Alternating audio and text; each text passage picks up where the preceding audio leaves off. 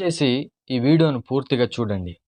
Brother Shafi గారు యేసుక్రీస్తు దేవుడు కాదు, యెహోవాయే దేవుడు, యెహోవానే మనం సేవించాలి, యెహోవానే మనం ప్రార్థన చేయాలి అని చెప్పడం జరిగింది. అయితే యెహోవా దేవుడు కాదు అని ఎవరు చెప్పటం లేదు.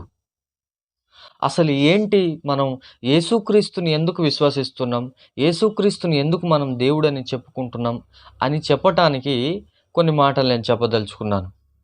యేసుక్రీస్తు యేసుక్రీస్తు నేను దేవుడనని ఆయన చెప్పుకోలేదా అంటే, ఆయన తప్పకుండా నేను దేవుడనని చెప్పుకున్నాడు.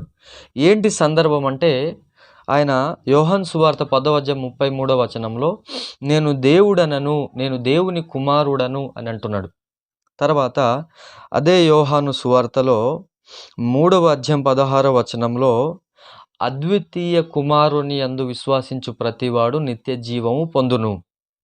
దేవుడే తన కుమారుడైన యేసుక్రీస్తుని భూమి మీదికి పంపించడం జరిగింది.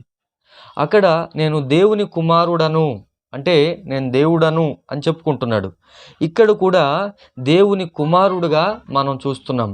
యేసుక్రీస్తుని విశ్వసిస్తే నిత్య జీవాన్ని పొందుతాం, పరలోకాన్ని పొందుతాం అని అక్కడ చాలా క్లియర్గా చెప్పటం జరుగుతుంది. తర్వాత ఆది యందు వాక్యం ఉండెను, వాక్యము దేవుని యొద్ద ఉండెను, వాక్యమే దేవుడై ఉండెను అన్న విషయం మనకు తెలుసు.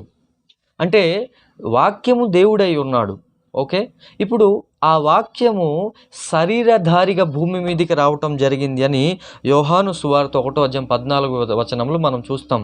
ఇప్పుడు వాక్యమే శరీరధారిగా భూమి మీద రావటం జరిగింది. ఆ వాక్యం దేవుడై ఉన్నాడు. మరి ఇప్పుడు వాక్యం శరీరధారిగా వచ్చిన తర్వాత దేవుడు అవడా? డెఫినెట్లీగా దేవుడే అవుతాడు. ఇక్కడ తెల్ల రంగు, ఇక్కడ చూస్తే తెల్ల రంగు, అక్కడికి వెళ్తే నల్ల రంగు అనేదేమి ఇక్కడ తెల్లగా కనబడుతుంది, అక్కడ కూడా తెల్లగానే కనబడుతుంది. అలాంటి సిచ్యువేషన్ మనకి ఇక్కడ కనబడుతుంది. అదేవిధంగా అదే యోహాను సువార్త 14:6 నేనే మార్గము, నేనే సత్యము, నేనే జీవము, నా ద్వారానే తప్ప ఎవడును తండ్రి వద్దకు రాడు అని అదే యోహాను సువార్తలో మనం చూస్తున్నాం.